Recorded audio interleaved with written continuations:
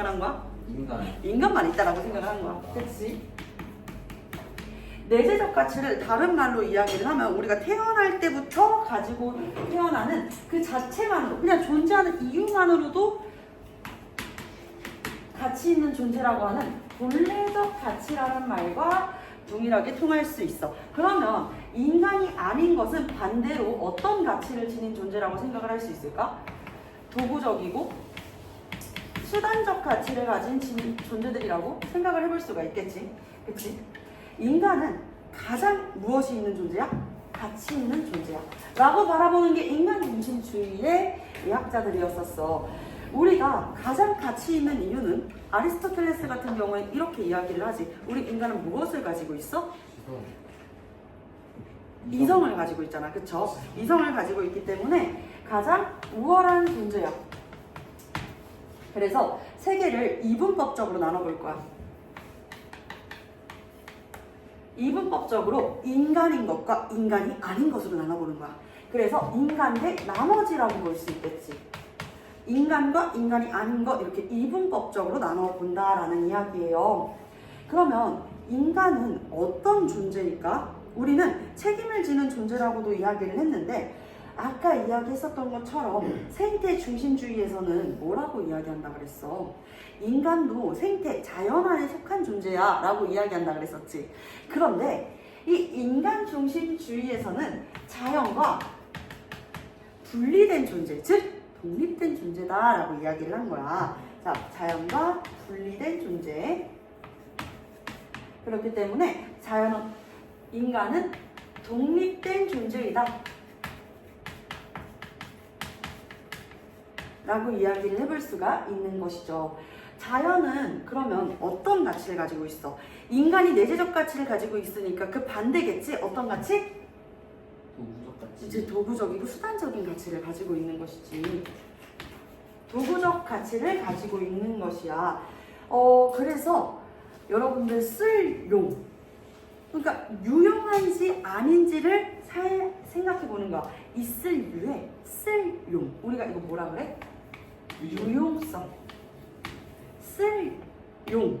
있을 유. 그러니까 쓸모가 있냐 없냐를 따라 가지고 그것에 따라서 기준으로 이 자연을 나눈다라고 볼 수가 있겠습니다. 아시겠죠? 자, 그래서 우리가 인간 중심으로 무엇을 발전시킬 수 있겠어? 과학기술을 발전시킬 수 있고 또한 굉장히 또 풍요로운 삶을 살 수 있는 거 아니겠니? 인간에게 유용한 것들을 우리가 계속 사용을 하고 인간 중심으로 하다 보니까 우리는 풍요로운 삶을 살 수가 있겠지. 하지만 그의 단점도 있을 거야. 자연은 늘 이야기하잖아. 자연은 얘들아 무한대야 아니면 한정되어 있는 것이야? 그렇지, 한정되어 있는 것이야. 우리 이전에 생각해보면 돼. 지금은 여러분들 물을 사 마시는 친구들 많죠? 그쵸?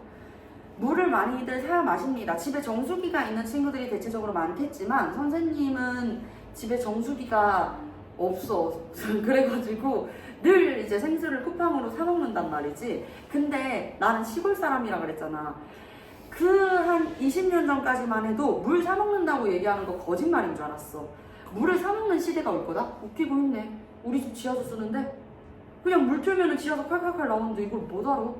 했는데 진짜 실제로 그런 내가 물을 사 먹고 있잖니? 그치? 이 무한정으로 사용할 수 있을 것 같았었던 그런 자유재들도 이제는 환경오염, 오늘 이따가 3단원에서 만나게 될 거야. 자연 환경 문제, 환경오염들로 인해 가지고 대기가 오염되고 토양이 오염되고 그러니까 지하수도 우리가 끌어올 수가 없고 수질이 오염되고 이러한 문제로 인해 가지고 지하수를 더 이상 끌어올 수가 없어. 그래서 우리가 물을 사 먹게 되는 것이지. 그래서 자원이라는 것은 한정적이라는 거야. 자, 그러면 어떤 것이 고갈될 수가 있겠어? 자원이 고갈될 수가 있겠어. 이렇게 생각을 할 수가 있겠고, 무엇이 파괴될까? 당연히 환경이 파괴될 수가 있겠지. 이렇게 생각을 해볼 수가 있겠죠. 네, 여기까지는 가장 기본적인 이야기였고, 그렇다면 지금부터는 우리가 학자들의 견해, 이 사상가들의 이야기를 좀 나눠볼 거예요. 우리가 가장 첫 번째로 배우는 인물은 행복단원이었었던 두 번째 이 단원에서 이미 익히 들어서 알고 있었던 그 인물 바로 아리스토텔레스가 되겠습니다. 아리스토텔레스는요, 목적론적 자연관에 대해서 이야기를 해. 우리 인간의 목적은 무엇이라고 이야기했지? 인간은 무엇하기 위해서 살아가는 거야? 행복하기 위해서. 인간의 목적은 행복이야. 인간의 목적은 행복인데 다른 생물들도 생명체들도 목적을 가지고 살아간다는 거야. 식물은 동물을 위해. 그래서 선생님, 식물은 무슨 목적을 가지고 살아가요? 영양분을 섭취해서 광합성을 하고, 동물도 마찬가지로 영양분을 섭취를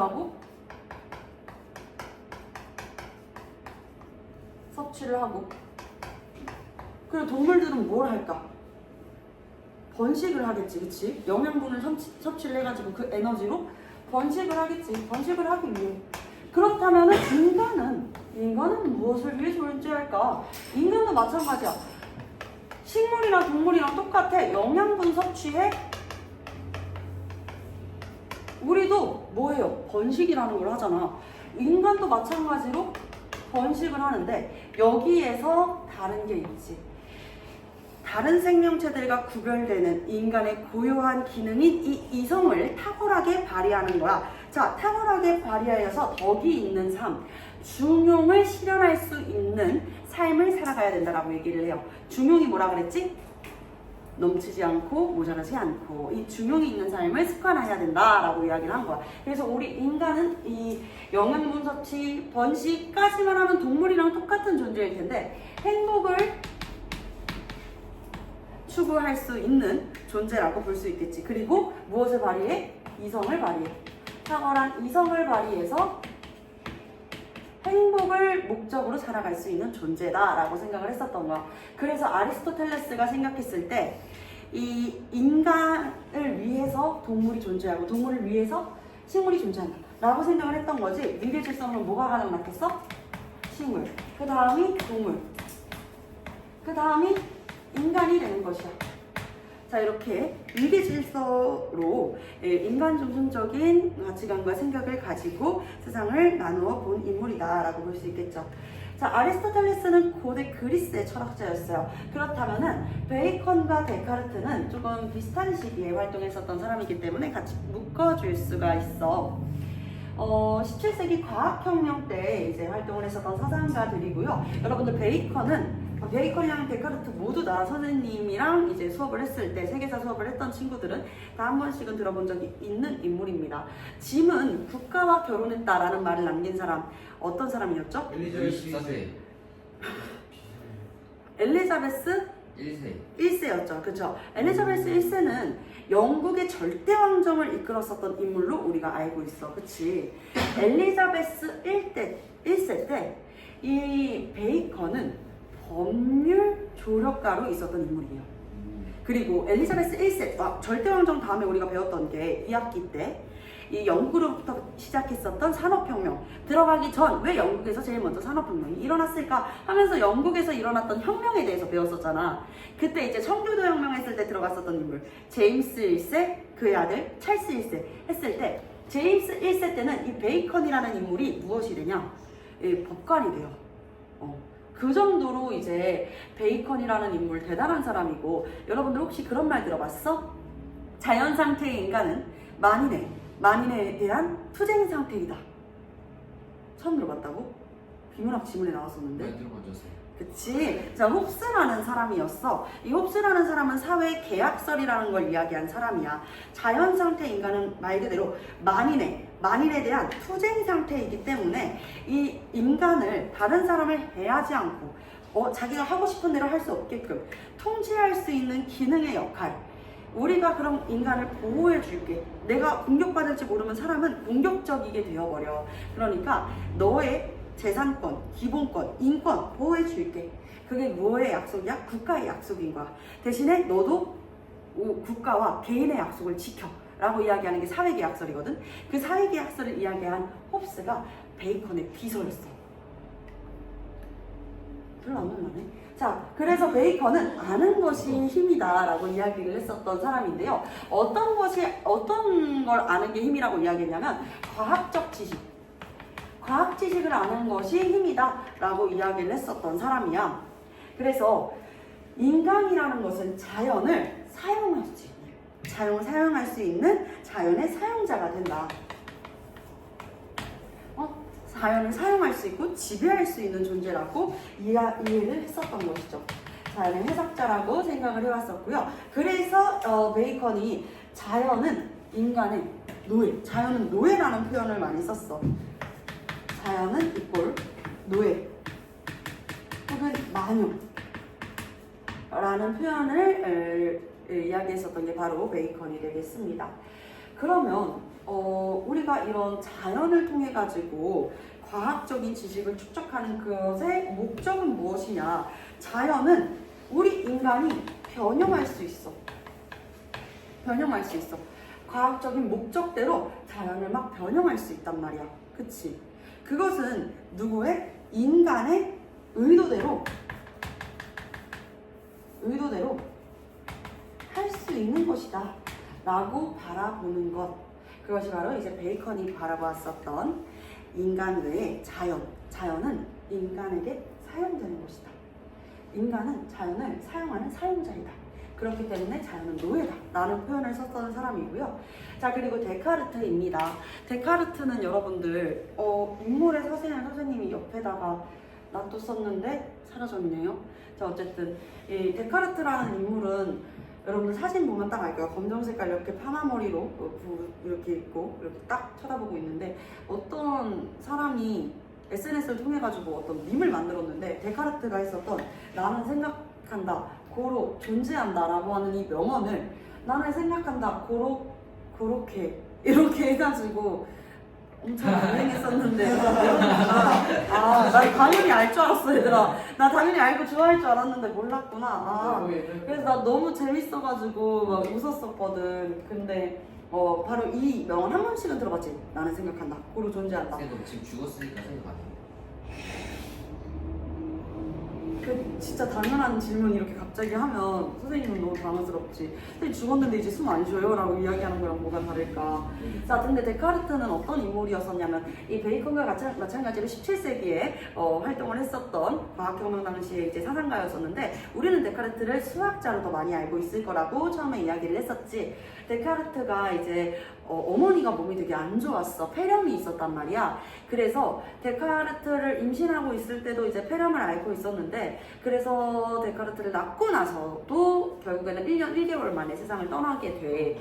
그리고 마찬가지로 데카르트도 어머니처럼 이 폐렴에 굉장히 많이 고생을 하게 되는데, 아버지가 데카르트를 되게 많이 걱정을 해가지고 8살에 학교를 가야 되는 나이에도 학교를 좀 잘 보내지 않으려고 했었대. 근데 천재들은 항상 티가 나는 것 같아.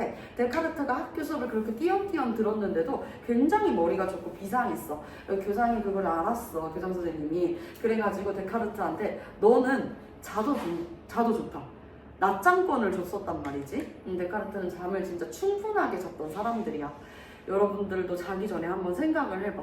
내가 지금 배우고 있는 거를 진짜 1시간에 배울 거 10분 만에 알 수 있는 사람이 아니라면은 우리는 좀 잠을 줄여야겠지, 그치? 이렇게 벌써부터 꾸벅꾸벅 졸고 있는 친구들 정신 차려야겠지. 어쨌든 그랬었던 데카르트야. 데카르트가 항상 몸이 아프다 보니까 교우관계도 원만해질 수가 없었어. 친구도 많이 없었고 그랬는데, 이런 데카르트를 열심히 이제 간병을 해줬었던 어린 소녀가 있었는데, 바로 프랑스아즈라고 하는 여성이었어요. 이 사팔뜨기 눈을 가지고 있어서 일명 사시지, 사시. 이 사시는 선생님도 살짝 외사시가 있는데, 사시는 이렇게 심한 경우에는 얼굴에서 딱 눈에 들어오는 부분이 눈이다 보니까 눈에 띌 수밖에 없잖아. 근데 데카르트가 그런 이야기를 해. 인간의 이 감각이라는 것은 절대 믿을 수가 없는 것이다 라는 이야기를 하거든.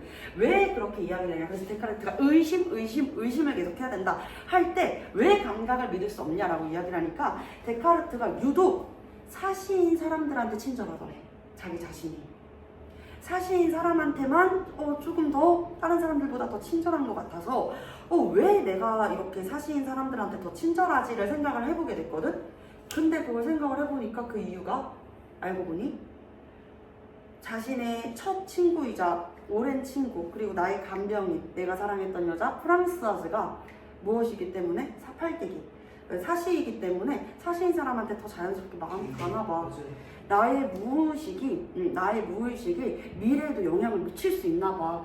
나의 경험이 미래를 판단하는데도 영향을 미치나 봐. 라고 생각을 하면서 인간의 감각은 주관적이지 못하라. 그러니까 주관적일 뿐 객관적인 판단을 하는데 이성적인 판단을 하는데 도움이 되지 않는다고 생각을 했던 사람이었던 거지. 그래서 끊임없이 무엇 해야 된다? 의심해야 된다고 이야기를 해. XY 좌표축을 만든 인물이라고 이야기를 했잖아요. 데카르트가 항상 이제 병실에 누워있다 보니까 천장에 이렇게 날벌레들이 날아다니는 거를 이렇게 봤어. 근데 친구한테 날벌레가 어디에 붙어 있었는지를 또 이야기를 해주고 싶었던 거야. 그래서 이 벌레가 이쯤 이렇게 이야기하는 거 말고 구체적으로 어떻게 날벌레가 붙어 있는지를 계산하기 위해서 그때부터 이야기했었던 게 X축과 Y축이 되는 거지. 근데 데카르트가 그런 수학자임에도 불구하고 무슨 이야기를 하냐면 이 수학도 말 그대로 숫자잖아. 그치? 1 더하기 1이 2라는 그런 수학적인 사고도 사실은 악마의 농단일 수 있다라고 이야기를 하면서 끊임없이 의심해야 된다라는 이야기를 하는 거야. 쌤이 이 이야기 길게 하는 이유 뭐겠어? 혹시라도 데카르트라고 하는 인물에 대해서 이야기를 할 때 데카르트를 고르는 문제겠지? 그래서 혹시라도 의심 키워드가 있다면 우리는 데카르트가 아닐지 한번 의심해 볼 필요가 있다라는 것이죠. 아시겠죠? 네. 인간은 자연을 어떻게 할 수 있는 존재라고 생각했을까? 소유할 수 있는 주인이다 라고 이야기를 했었던 거야. 자연의 주인이 된다 라고 이야기를 했었던 것이다. 그래서 데카르트는 인간 외에는 영혼이 없다라고 생각을 했다 그랬잖아요. 그래서 아까 이야기했었던 게 동물 기계론이었던 거야. 동물은 기계와 같대. 아니 우리 집에 있는 귀여운 뽀삐, 레오 이런 나의 소중한 이 반려동물이 어떻게 기계라고 생각할 수가 있지? 라고 생각할 수 있겠는데 데카르트 말 그대로 사람 아닌 거는 다 그냥 영혼 없는 자연도 마찬가지야. 그렇기 때문에 우리가 이 사람 외의 것의 주인이 될 수 있다라고 이야기를 했었던 거지. 그래서 동물은 고통도 쾌락도 느낄 수 없다라고 생각을 했어. 요거 되게 중요해.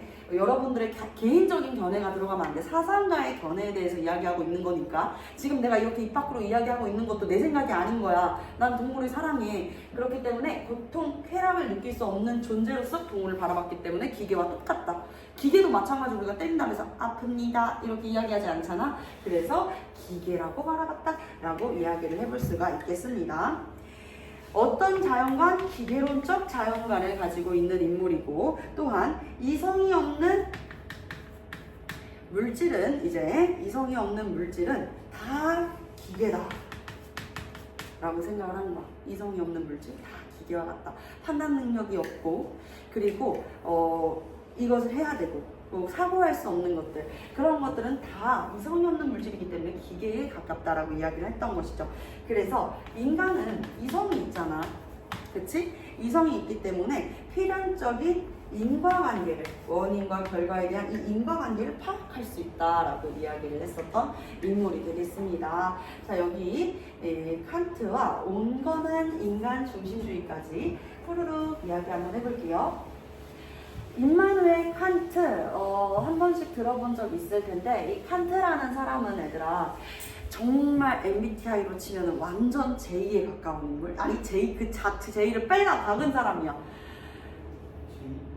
계획적? 그렇지, 계획적인 사람이야. 이 사람이 자기 하루에 루틴이 있거든? 일어나면은 이제 산책 나가서 책 읽고 하는 그런 루틴들이 있단 말이야. 이 루틴을 살면서 안 지킨 적이 딱 2번밖에 없어. 너무 놀랍지 않니? 네.